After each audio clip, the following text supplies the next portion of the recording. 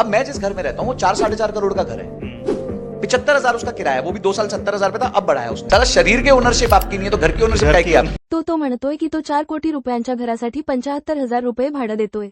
तो हुशार वाटतोय ना? चला पाहूया हा प्रभावशाली व्यक्ती बरोबर आहे की चूक वास्तविक आकडे वापरून. चला लोन वर्सेस एफडी ॲप वापरून गणना करूया. मासिक भाडं 75,000 धरूया, 10% वार्षिक वाढीसह. मालकाने ते 4 कोटींना विकत घेतलं आणि तुम्हाला 80 लाख डाऊन पेमेंट म्हणून लागतील. 30 वर्षांसाठी 8.5% गृहकर्ज.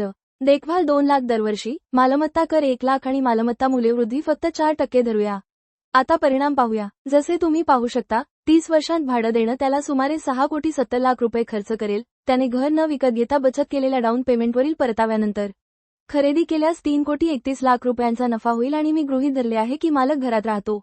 त्यामुळे मालकाला मिळू शकणारे भाडं साधेपणासाठी गणनेत नाही. म्हणून सर्व व्याज आणि खर्चानंतरही खरेदी जवळपास 10 कोटींनी जिंकते.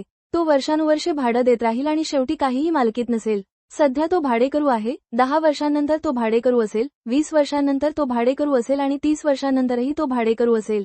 आजकाल कोणताही व्यक्ती पॉडकास्टवर मायक्रोफोनसह हुशार वाटतो, पण खरी हुशारी म्हणजे खरे गणित करणे. तुम्हाला अशा जटिल गणितांपासून वाचवण्यासाठी आणि आर्थिक गणना सोपी करण्यासाठी लोन वर्सेस एफडी ॲप वापरा. या ॲपमध्ये 50 पेक्षा जास्त कॅल्क्युलेटर आहेत, जसे की घर खरेदी विरुद्ध भाडे, तयार घर विरुद्ध बांधकामाधीन मालमत्ता, फ्लॅट विरुद्ध जमीन, कॅल्क्युलेटर, इलेक्ट्रिक वाहन विरुद्ध पेट्रोल कार, मुलांचे शिक्षण, नियोजक लग्न खर्च, नियोजक आर्थिक स्वातंत्र्य, लवकर निवृत्ती, चीट फंड विरुद्ध म्युच्युअल फंड, दुहेरी उत्पन्न विरुद्ध एकल उत्पन्न आणि बरेच काही. हे ॲप 10 भारतीय भाषांमध्ये उपलब्ध आहे, जेणेकरून तरुण तसेच वृद्ध लोकांना वापरण्यास सोपे जाईल.